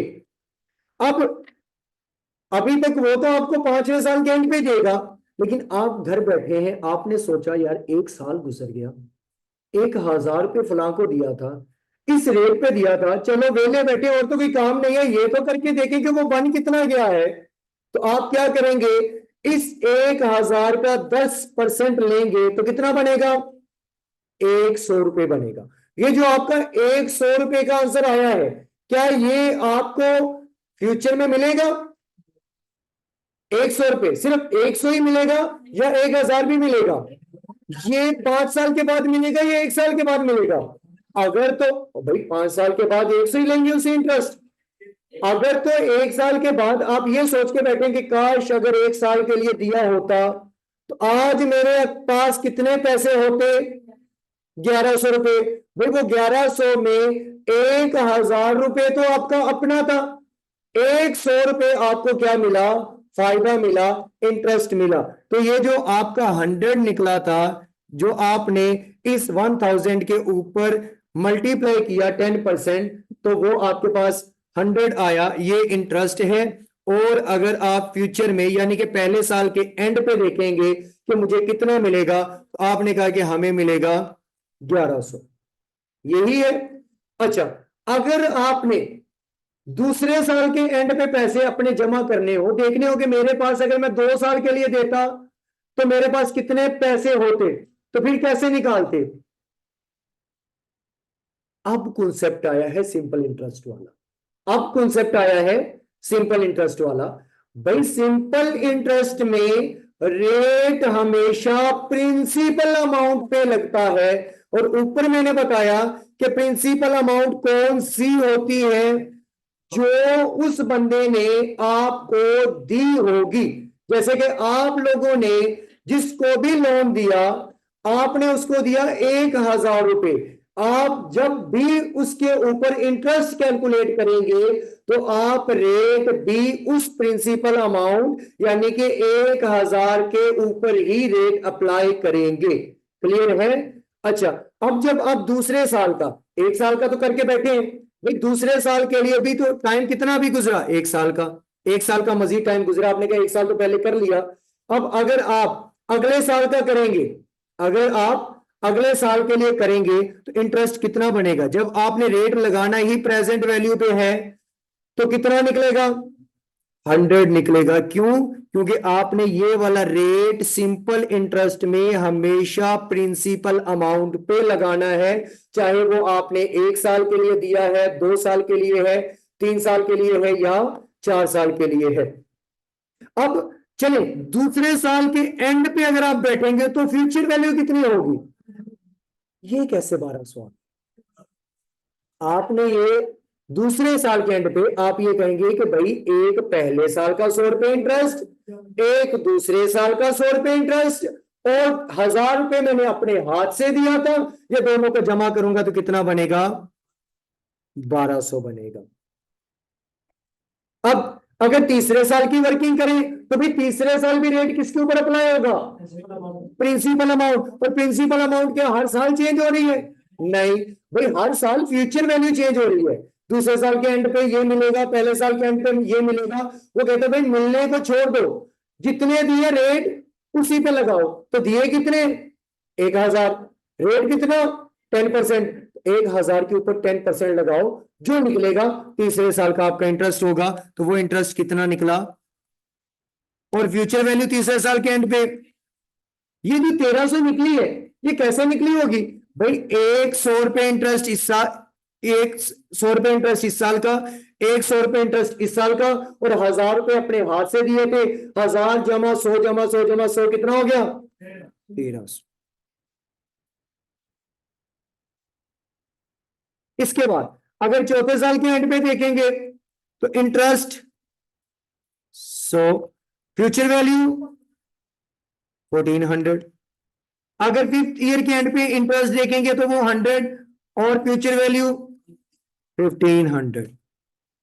अच्छा जी, एक और चीज कि सिंपल इंटरेस्ट में अगर अमाउंट जिस पीरियड की सेम रहेगी और उस पीरियड का रेट भी सेम रहे तो उस पीरियड का इंटरेस्ट हमेशा सेम आता है हर साल में। अगर 5 साल के लिए रेट सेम रहा है, प्रिंसिपल अमाउंट सेम रही है, तो भाई जो इंटरेस्ट पहले साल का आया है, सिंपल इंटरेस्ट में जितने साल भी गुजर जाएंगे इंटरेस्ट हर साल क्या रहेगा? सेम रहेगा। तो भाई इंटरेस्ट अगर मैंने निकाला है तो वो निकला है 100 रुपए। और अगर मैं देखूं कि कितने साल का निकाला तो 5 इयर्स, कितने साल के लिए दिया था? 5 साल के लिए। तो भाई हर साल मुझे 100 का आ रहा है, तो 5 साल का करूंगा तो मेरा इंटरेस्ट कितना बना? 500। फ्यूचर वैल्यू मेरी कितनी बनी? 1,500। अगर मैं ये देखूं कि भाई फ्यूचर में मुझे मिले 1,500, प्रेजेंट मेरे था 1,000, तो ये जो 500 का फर्क आ रहा है, ये फर्क कौन सा होगा? इंटरेस्ट का फर्क होगा। ये आपके पास फर्क किसका होगा? इंटरेस्ट का होगा। आप ये कह सकते हैं कि भाई future value is equal to present value plus interest. क्योंकि आपके पास 1,000 रुपए की प्रेजेंट वैल्यू जो जमा करवाई, 500 रुपए आपको इंटरेस्ट आया, तो फ्यूचर वैल्यू कितनी निकली? 1,500। फ्यूचर वैल्यू आपकी कितनी निकली? 1,500। अच्छा, हर साल सिंपल अमाउंट पे सिंपल इंटरेस्ट के साथ जब क्वेश्चन को सोल्व करेंगे तो रेट हमेशा प्रिंसिपल अमाउंट पे लगेगा और हर साल का इंटरेस्ट हमेशा सेम निकलेगा। और अगर आप एंड पे फ्यूचर वैल्यू में से प्रेजेंट वैल्यू माइनस करवा देंगे तो जो डिफरेंस आएगा वो आपके पास इंटरेस्ट का आएगा। और अगर आप प्रेजेंट वैल्यू में जितने ईयर्स के लिए आपने लोन दिया, 1 साल का इंटरेस्ट निकालें, उतने साल से उस इंटरेस्ट को मल्टीप्लाई करें, उतने ईयर्स का इंटरेस्ट आ जाएगा। आप वो इंटरेस्ट प्रेजेंट वैल्यू में ऐड करें तो आपके पास क्या आ जाएगी, फ्यूचर वैल्यू आ जाएगी। अच्छा, ये तो था मैनुअल, जो हमने मैनुअल किया कि भाई इसको इस पे मल्टीप्लाई करते जाएंगे तो हमारे पास क्या आता जाएगा, आंसर। सर अगर हमने डायरेक्ट करना हो, अगर हमें सिर्फ क्या चाहिए हो, इंटरेस्ट चाहिए हो, तो फिर सर इसके लिए एक हम क्या करेंगे, फॉर्मूला लगाएंगे। इसके लिए फिर क्या करेंगे, एक फॉर्मूला होगा। तो भाई इस फॉर्मूला को अगर आप देखें तो ये फॉर्मूला आपके पास है जी इंटरेस्ट का। ये फॉर्मूला आपके पास क्या है जी, इंटरेस्ट का। Interest is equal to present value. ये पी क्या रिप्रेजेंट करता है, प्रेजेंट वैल्यू या प्रिंसिपल अमाउंट या बोरेड अमाउंट, जो आपने उधार ली या किसी ने उधार आपसे ली, वो बोरेड अमाउंट कहलाएगी या प्रिंसिपल अमाउंट कहलाएगी या प्रेजेंट वैल्यू कहला रही होगी। क्योंकि जब आपकी पॉकेट में आएगी तो वो आपके लिए क्या होगी, आपकी प्रेजेंट वैल्यू होगी। वो जब आपने 5 साल के बाद देनी होगी तब वही अमाउंट आपकी, वो अमाउंट और साथ में कुछ इंटरेस्ट मिला के क्या बन जाएगी, फ्यूचर वैल्यू बन जाएगी। और आर से क्या मुराद है जी, आर से मुराद है रेट ऑफ इंटरेस्ट। अब ये रेट ऑफ इंटरेस्ट में एक और चीज कि ये रेट ऑफ इंटरेस्ट या तो परसेंटेज के साथ लिखना है, और अगर आपने परसेंटेज का साइन साथ नहीं लगाया तो सबसे पहले आप इस रेट को रेशो में क्या कर दें, कन्वर्ट कर दें। यानी कि आप करें R डिवाइडेड बाय 100। ये करने के बाद आप इसकी जगह उसकी वैल्यू पुट करेंगे। अगर 9% है तो आप कभी भी सिंपल यहां पर 9 ना लिखिएगा, आप उसके साथ फिर 9% लिख दें, या आप क्या करें 9 डिवाइडेड बाय 100 करके 0.09 पुट करें, फिर आपका आंसर ठीक आएगा। और ये टी से क्या मुराद है जी, टाइम पीरियड, कि कितने साल के लिए आपने उसे लोन दिया है। अब अगर हम इंटरेस्ट यहां से इस फॉर्मूला से निकालें तो फिर भी हमारा कितना निकलेगा, 500 ही निकलेगा। अगर आप देखें तो I is equal to present value, मैंने जो जमा करवा किसी को लोन दिया था वो 1000 रुपए था, रेट मेरे पास था 10%, मल्टीप्लाई टाइम मेरे पास था 5 ईयर। अगर मैं यहां पर 1 पुट करता हूं तो मेरे पास 1 साल का इंटरेस्ट निकलेगा 100 रुपए, जो कि हमने सिंपल पहले साल वर्किंग की कि 10% आप कौन सी अमाउंट का ले लो, प्रिंसिपल अमाउंट का ले लो। भाई ये हर साल आप उसी अमाउंट का 10% ले रहे होंगे जो प्रिंसिपल होगी, और जितने साल के लिए आपने वो लोन दिया होगा उतने से मल्टीप्लाई करवा देंगे, आपके पास क्या आ जाएगा, इंटरेस्ट आ जाएगा। यहां तक किसी बच्चे का कोई क्वेश्चन हो तो वो अपना क्वेश्चन क्लियर कर सकता है, फिर इसके बाद हम जो है वो नेक्स्ट मूव करेंगे।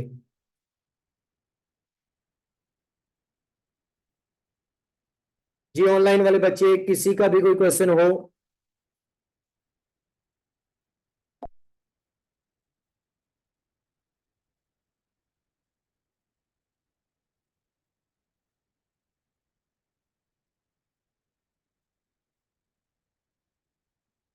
दाऊद बेटा आपका कोई क्वेश्चन?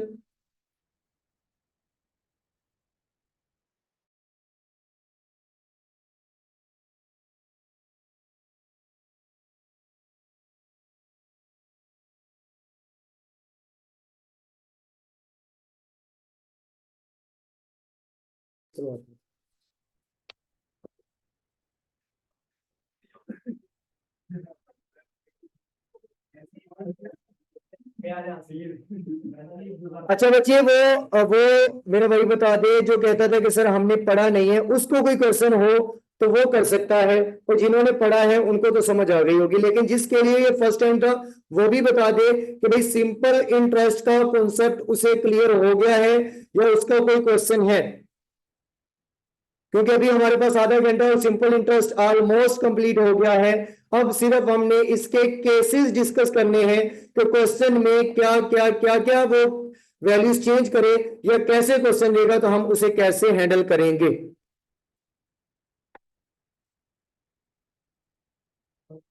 इसके लिए तो खैर मेंशन नहीं होता, लेकिन कंपाउंडिंग के लिए जब वर्ड कंपाउंड का क्वेश्चन में लग जाएगा तो फिर टोटली पता चल जाएगा कि अब सिंपल से निकल गया, अब ये क्वेश्चन कंपाउंडिंग में आएगा। चैप्टर नंबर 5 और 6 सारा ही आगे कंपाउंडिंग का है, सिर्फ सिंपल एक अलग है। और जब वर्ड लग जाएगा क्वेश्चन के साथ कंपाउंडिंग, तो इसका मतलब है कि वो टोटली किस में चला गया है, कंपाउंड इंटरेस्ट में चला गया है, फिर वो सिंपल से आउट हो जाएगा।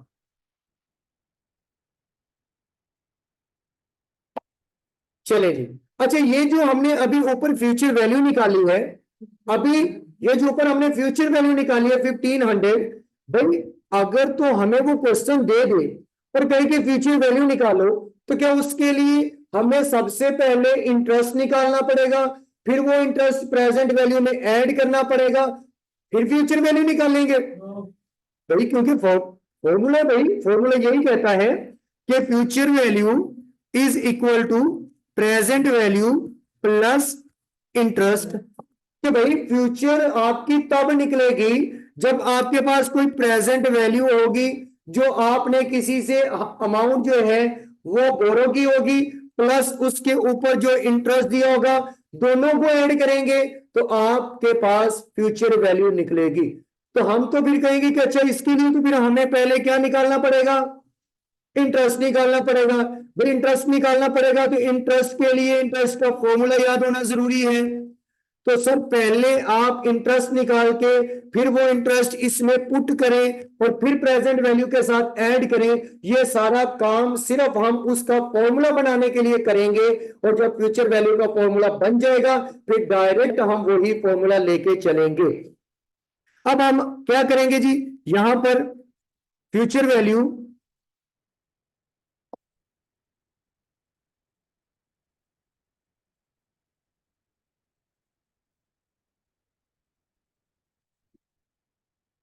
Future value is equal to present value plus, अब इंटरेस्ट का फॉर्मूला हमने पढ़ा, present value into R into T. और ये मैं आर अज्यूम कर रहा हूं कि अब आप लोग इसे रेशो में कन्वर्ट कर चुके होंगे। अब यहां पर मुझे बताएं कि इन दोनों वैल्यूज में से कुछ कॉमन आता है, तो भाई यहां पर प्रेजेंट वैल्यू कॉमन आती है, तो प्रेजेंट वैल्यू कॉमन आ गई। अब इसके बाद जब मैंने प्रेजेंट वैल्यू कॉमन ले ली तो यहां फिर क्या बचेगा, 1, क्योंकि प्रेजेंट वैल्यू तो यहां आ गई, तो यहां पर 1 प्लस आर इंटू टी आ जाएगा। अब ये जो फॉर्मूला बना है, ये हमारे पास फॉर्मूला होगा future value of simple interest. ये वाला फॉर्मूला होगा future value of simple interest. अगर सिंपल इंटरेस्ट के केस में अगर आपको फ्यूचर वैल्यू कैलकुलेट करनी हो तो हम ऐसे कैलकुलेट करेंगे।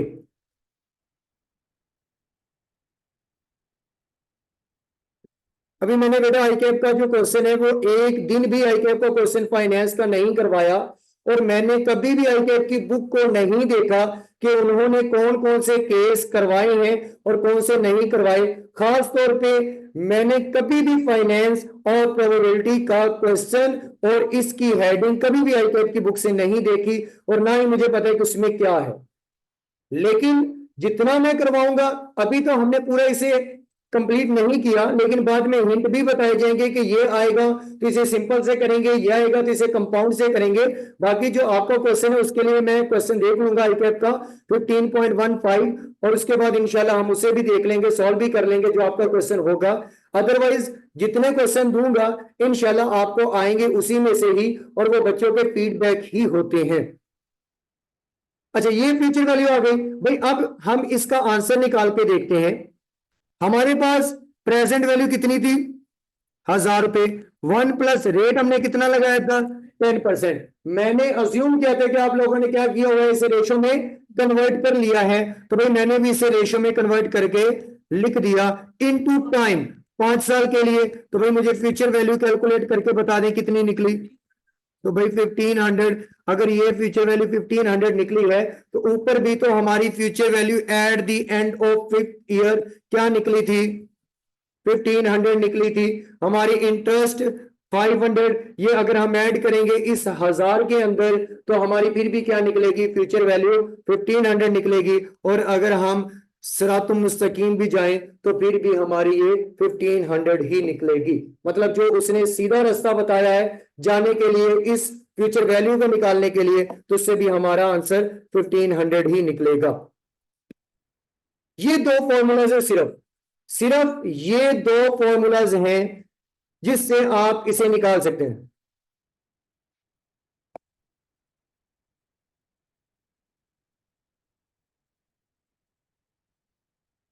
सर चैप्टर नंबर 3 में कहां पर आप कह रहे हैं कि परसेंटेज में एक ऐड करते थे?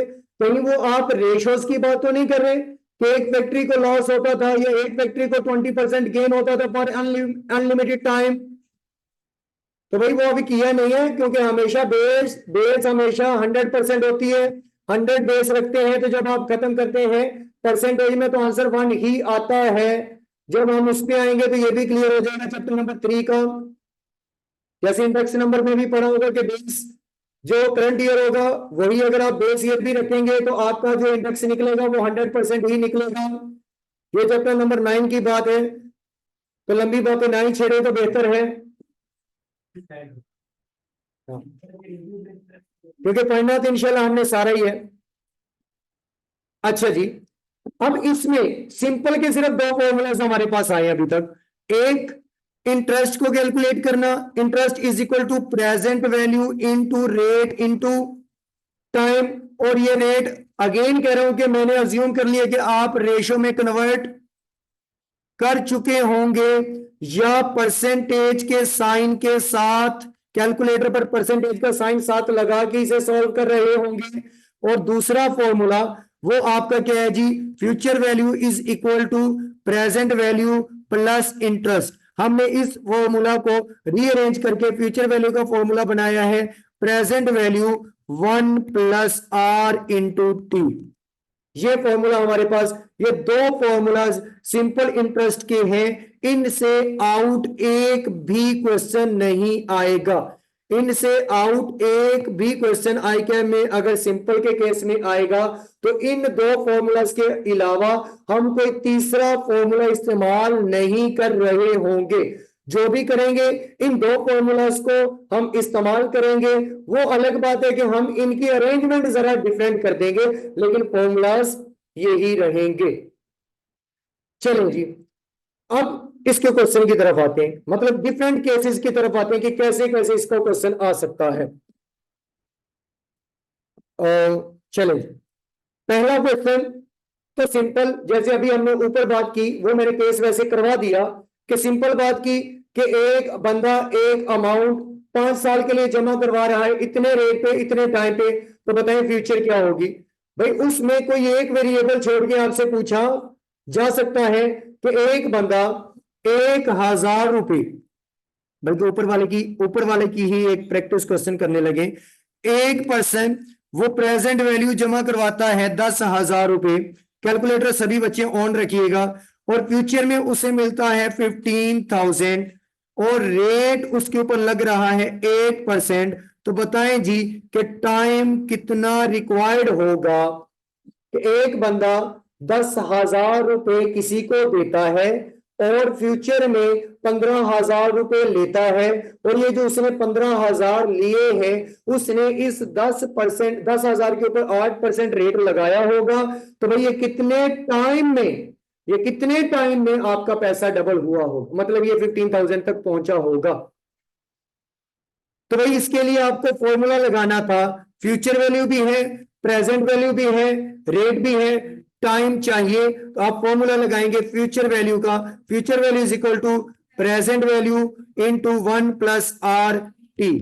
Future value 15,000, present value 10,000, 1 plus rate 0.08 into X, क्योंकि टाइम हमको फाइंड करना है। इससे ऑनवर्ड आप बाकी सारा क्वेश्चन जो है वो कैलकुलेटर पर सॉल्व करेंगे। तो भाई कैलकुलेटर पर सॉल्व करने के लिए आपको सबसे पहले मोड वन, मतलब इसे मैथ की फॉर्म में आ चुका है। अब आप क्या करेंगे जी, सबसे पहले ये करने के बाद अब हमारी इक्वेशन क्या है,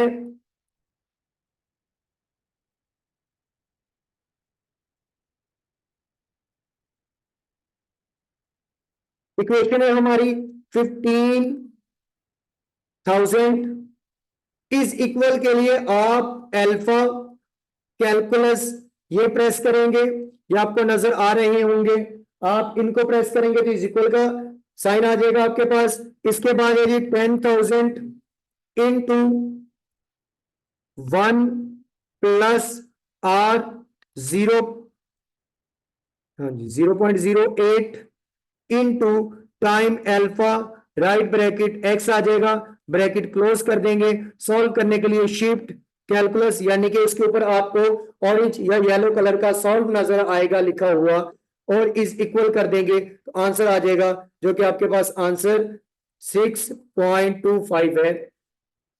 तो आपके पास आंसर आ जाएगा 6.25 ईयर्स। अगर मैंने ये 2.5 को मंथ्स में कन्वर्ट करना होगा, अगर मैं कहूं कि मुझे ये मंथ में आंसर चाहिए, ईयर और मंथ में, यानी कि ये 0.25 जो लिखा है तो ये मंथ में आए, तो फिर मैं लिखूंगा कि 6 ईयर प्लस 3 मंथ्स, कि 3 माह 6 साल, 3 माह टाइम लगेगा कि ये आपका 10,000 रुपए 15,000 में कन्वर्ट हो जाएगा।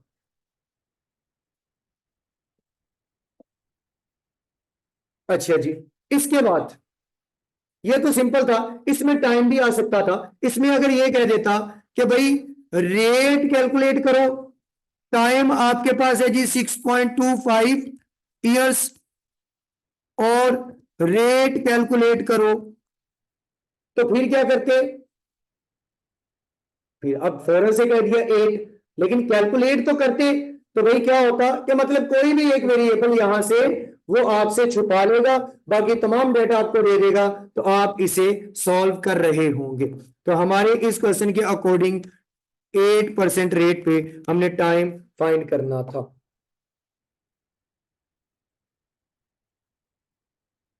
अच्छा जी, अब अगर वो ये कहते, ये भी आई कैप का फेवरेट क्वेश्चन है जो मैं अब करवाने लगा हूं, अगर वो ये कहते कि एक पर्सन ने एक अमाउंट, बल्कि इस केस से पहले दूसरे केस पे आते हैं, वो जरा थोड़ा सा ओवर है, इससे हम क्या करेंगे, पहले दूसरा केस कर लेते हैं। वो कहते हैं 2 वेरिएबल्स आर अननोन, अगर 2 वेरिएबल्स, अभी तो ऊपर एक वेरिएबल करके आए भाई, वो तो आसान था कि वो वेरिएबल छोड़ देंगे, एक्स में वैल्यूज उसकी पुट करेंगे तो डायरेक्ट आंसर कैलकुलेटर दे देगा। लेकिन अगर कोई 2 वेरिएबल अननोन होंगे तो उसके लिए हम क्या करेंगे, वो मोस्टली ये क्वेश्चन ये कहता है कि पर्सन ए ने एक अमाउंट जमा करवाई, और 6 साल के बाद, हमारे पास ये टाइम लाइन 6 ईयर्स की है, तो उसने क्या किया, 6 ईयर्स के बाद, टाइम है उसके पास 6, 6 ईयर्स के बाद उसकी वो अमाउंट डबल हो गई। एक अमाउंट उसने जमा करवाई, वो अमाउंट जमा करवाई, और वो 6 साल के बाद क्या हो गई, डबल हो गई। अब ये जब डबल हो जाएगी, इसमें वो ये कहते हैं कि भाई बताएं कि उसके ऊपर रेट कितना लगा, उसके ऊपर रेट कितना लगा। ले ये इसमें तो 3 ही वेरिएबल हो गए, यहां पर फिर 3 वेरिएबल कर लें, क्योंकि 3 वाले में फिर मजीद हो जाएंगे। अब यहां पर प्रेजेंट वैल्यू भी नहीं है, यहां पर फ्यूचर वैल्यू भी नहीं है, यहां पर रेट भी नहीं है। अब देखिए, क्वेश्चन ये होगा कि वो कहेगा कि एक पर्सन एक अमाउंट जमा करवाता है 6 साल के लिए, आफ्टर दी 6 ईयर, 6 साल के बाद जो प्रेजेंट अमाउंट उसने जमा करवाई, फ्यूचर वैल्यू उसकी डबल हो चुकी, twice of the present value, ये लिखा होगा कि उसकी जो प्रेजेंट वैल्यू है 6 साल के बाद वो डबल हो चुकी होगी। तो बताएं कि कितना रेट उस पे लगेगा, या कितना रेट लगा होगा कि वो प्रेजेंट वैल्यू अमाउंट फ्यूचर में डबल हो चुकी होगी। तो भाई इसके लिए ना तो आपको जो आज के दिन उसने जमा करवाई उसका पता, ना जो आप कल को जो देगा आपको उसका पता, यानी कि फ्यूचर वैल्यू का भी नहीं पता। टाइम का पता है कि 6 ईयर है, रेट का भी नहीं पता कि रेट कितना लगा है, और पेपर में उसका मेन फोकस किसका है? रेट का। एमसीक्यूज में उसने क्या दिया है? रेट। तो भाई फिर प्रेजेंट वैल्यू को आप क्या करेंगे? आप अपनी तरफ से कोई एक वैल्यू अज्यूम करेंगे।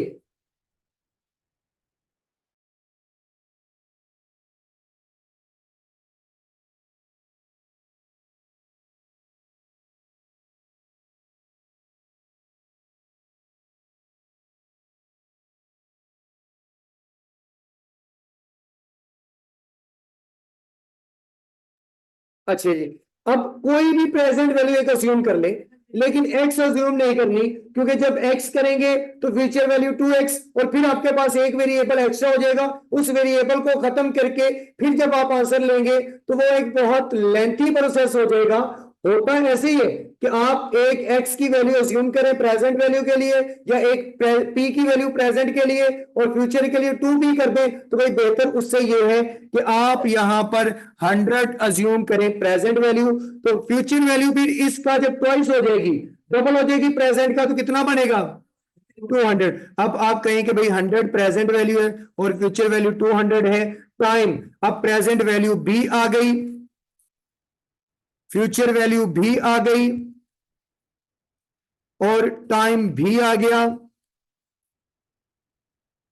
और रेट।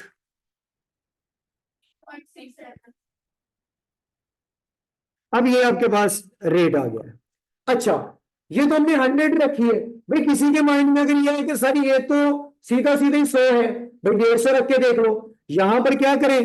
प्रेजेंट वैल्यू 150 रख के देख ले, फ्यूचर वैल्यू 300, टाइम 6 ईयर्स। भाई आप कैलकुलेट करके देख लो, ध्यान से कर बेटा, चेंज नहीं होगा, जरा भी चेंज नहीं होगा।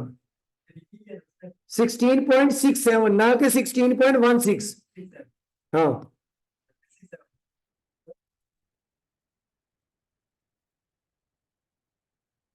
तो मतलब कि जो भी प्रेजेंट वैल्यू रखेंगे फ्यूचर उसका डबल हो जाएगी। अब चाहे आप 10 रुपए रख के 20 कर लो, 5 रख के 10 कर लो, 20 रख के 40 कर ले, तो मतलब जब ऐसे वेरिएबल या ऐसा क्वेश्चन आ जाएगा तो आप खुद से प्रेजेंट वैल्यू, जब वो इसका ट्वाइस कह दे, इसका थ्राइस कह दे, तो आपने क्या करना है?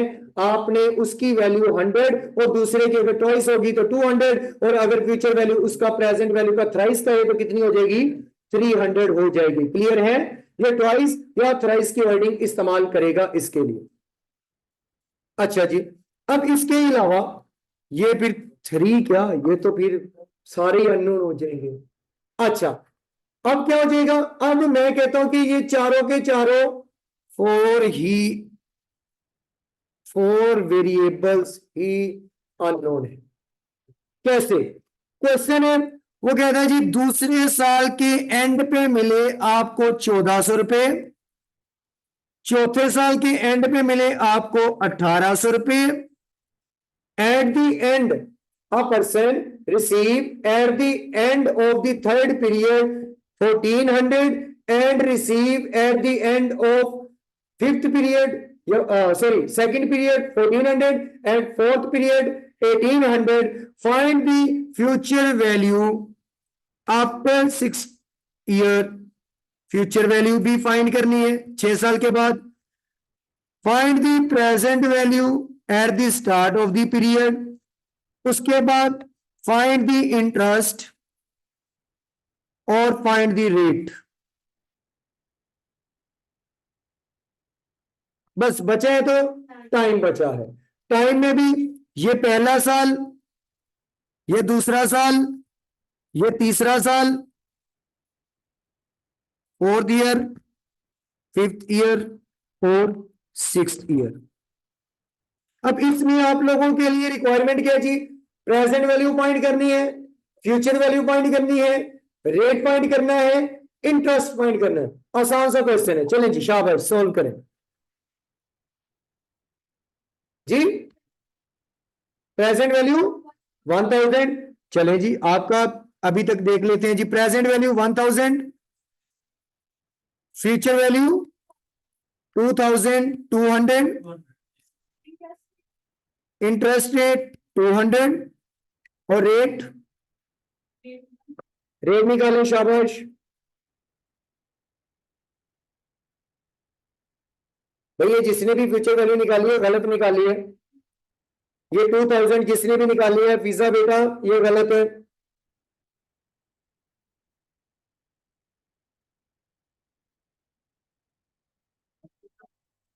0.9, 0.2, तो मतलब 20% रेट आया, 20%। चलें जी, ये हम अभी वैसे देखेंगे। ओहो, लास्ट को अब छोड़ दें, फिर सही आ गया है उसे ना। 0.166 जो आपके पास आया है, इसे मल्टीप्लाई बाय 100 करें और आप इसे परसेंटेज में आंसर दीजिएगा, क्योंकि आई कैट के एमसीक्यूज में परसेंटेज का साइन आता है साथ।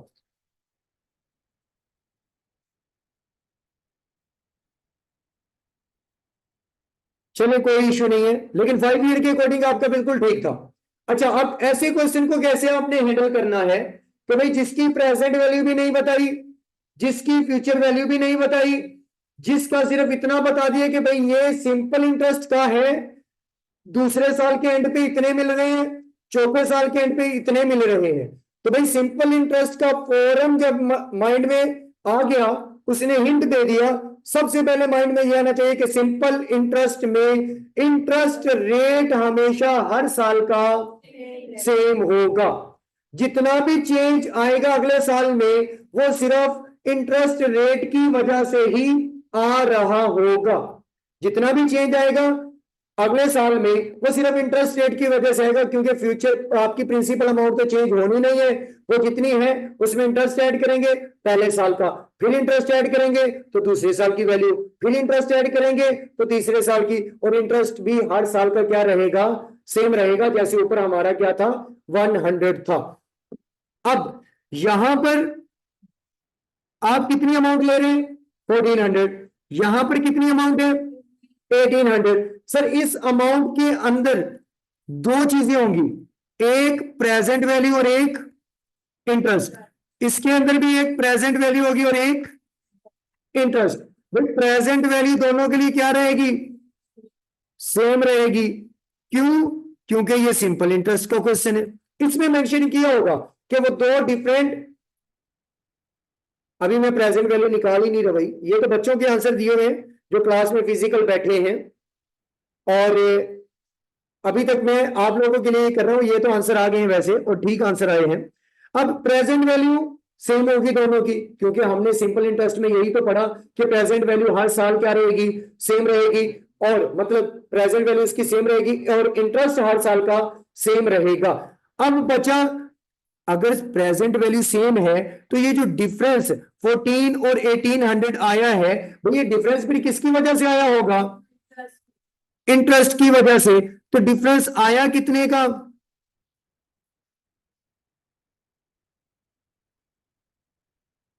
400 का। मतलब कि 400 इसमें क्या है, इंटरेस्ट है। और ये इंटरेस्ट कितने सालों का आया है, एक साल का या 2 साल का, सर एक साल ये, एक साल ये, और एक साल ये 2 सालों का इंटरेस्ट आया है जो हमारे पास 400 है। तो हम क्या कर देंगे, इस 400 को 2 पे डिवाइड करेंगे तो एक साल का इंटरेस्ट कितना निकला, 200 निकला।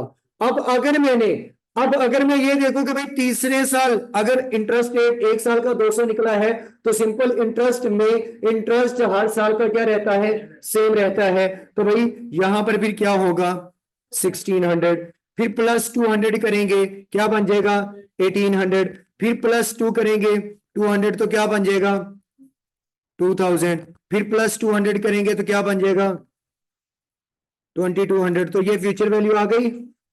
अब 22 फ्यूचर वैल्यू आ गई। अगर भाई बैक जाना है तो ये 14 बना होगा कोई एक ऐसी वैल्यू जिसमें 200 ऐड हुआ होगा। अब लेस करेंगे तो वो क्या बनेगी, 1200 मतलब -200, और यहाँ पर भी -200 करेंगे तो कौन सी वैल्यू आ जाएगी? 1000। तो प्रेजेंट वैल्यू कितनी हुई? 1000। अब प्रेजेंट वैल्यू 1000 आ गई, फ्यूचर वैल्यू आपके पास 2200 आ गई। इंटरेस्ट आपको पता है कि 200 निकला है। और अब आपने अगर रेट निकालना है तो भाई रेट निकालने के लिए दो फॉर्मूलाज आपके पास हैं। एक आप इंटरेस्ट से भी निकाल सकते हैं, और एक आप कौन से फॉर्मूला से निकाल सकते हैं? फ्यूचर वैल्यू से निकाल सकते हैं। अब दोनों से निकाल के देख लेते हैं। पहले बच्चों के आंसर क्वेश्चन देख लें। ठीक हो गया। अच्छा, अब अगर तो इंटरेस्ट की बात की जाए तो इंटरेस्ट कितना निकला? 200। प्रेजेंट वैल्यू कितनी? 1000। रेट कितना निकालना है? टाइम, टाइम कितना लेंगे? 6 ईयर। गलत, गलत। भाई 6 ईयर नहीं लेंगे। इंटरेस्ट 200 रखा है तो भाई इंटरेस्ट कितने साल का लिखा है? 1 साल का। तो टाइम भी क्या लेंगे? 1 साल लेंगे। तो यहाँ टाइम 1 साल होगा, क्योंकि आपने इंटरेस्ट भी तो 1 साल का लिया है। तो यहां पर आप क्या करेंगे? जब इंटरेस्ट 1 साल का लिखा तो टाइम भी 1 साल का लिखेंगे। अब अगर आप आर की वैल्यू निकालें तो क्या निकलती है? 20% निकलती है। अच्छा, अगर अगर आप 6 साल का टाइम लिखेंगे तो भाई इंटरेस्ट भी फिर कितने साल का होना चाहिए?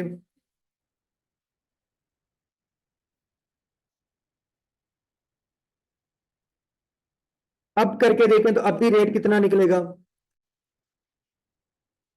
तो भाई यूनिट आपने देखने हैं कि हमेशा सेम हो। अगर आप इंटरेस्ट 1 साल का ले रहे हैं तो टाइम भी 1 साल होना चाहिए।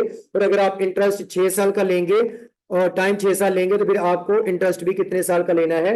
6 ईयर का ही लेना होगा। बस ये छोटी छोटी गलतियां होती है जो फाइनेंस के क्वेश्चंस को रॉन्ग कर देती हैं। इसमें आपने यूनिट को क्या करना है? कंपैरिजन करना है।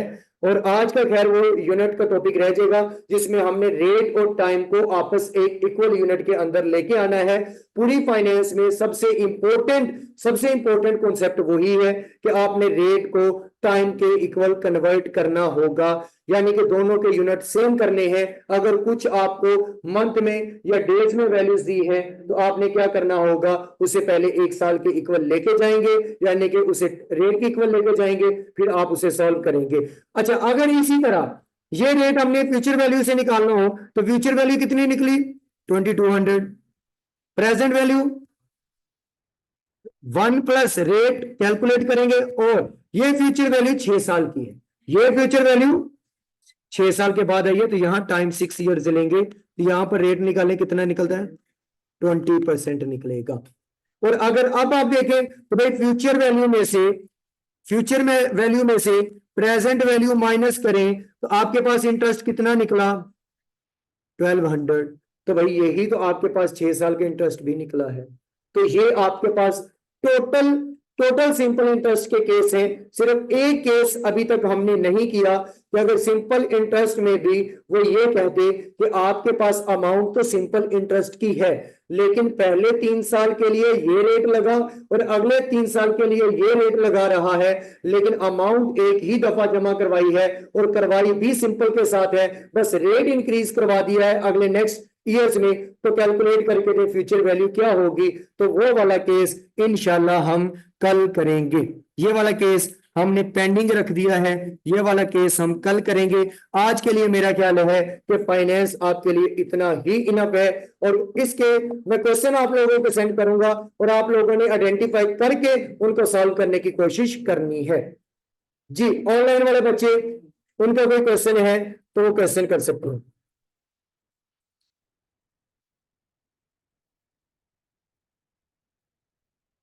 जी, मैं ये ग्रुप में भेज दूंगा आप लोगों को फाइल।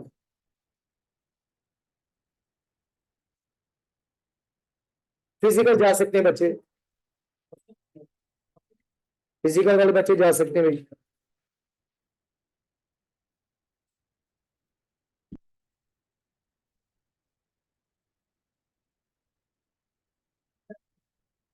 जी बिल्कुल ऐसे ही है, सिंपल से ही होगा फिर।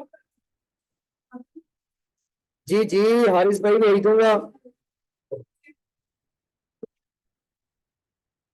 आमीन, सिद्रा बेटा आमीन।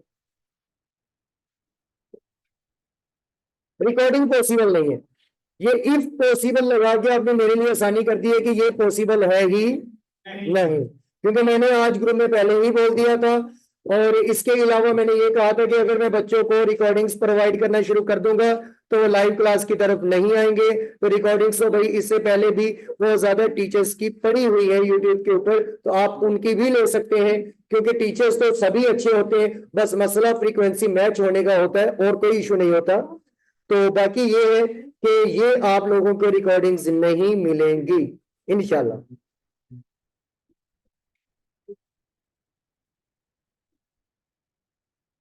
पर ये एसओएल का क्या मतलब है? सोल्यूशन सोल्यूशन क्यों नहीं पढ़ाया आपने?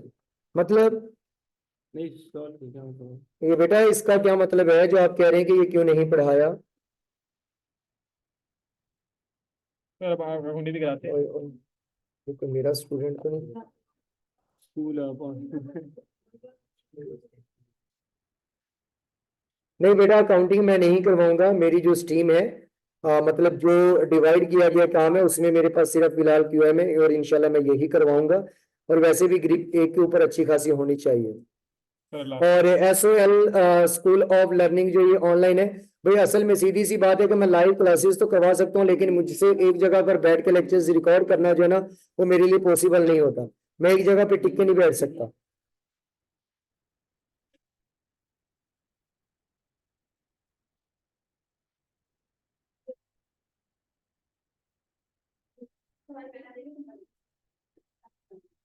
नहीं भाई, सर ने ये कहा कि रिकॉर्डिंग सर नहीं देंगे। ये यूसुफ आपको किसने मैसेज किया कि साइड पे हो जाओ? पता नहीं और साइड पे हो जाओ फिर अब। बिजली करा रही है साइड पे हो जाओ ओके जी, ओके बच्चों, अल्लाह हाफिज, अल्लाह हाफिज। सर ये जो है पुत्र सुनैन, फाइन लेके आने सुबह क्लास में। 300 भाई 300 क्यों? 2 लेक्चर छोड़े, एक इकोनॉमिक्स का, एक क्यूएम का, और एक ये 600 रुपये फाइन लेके।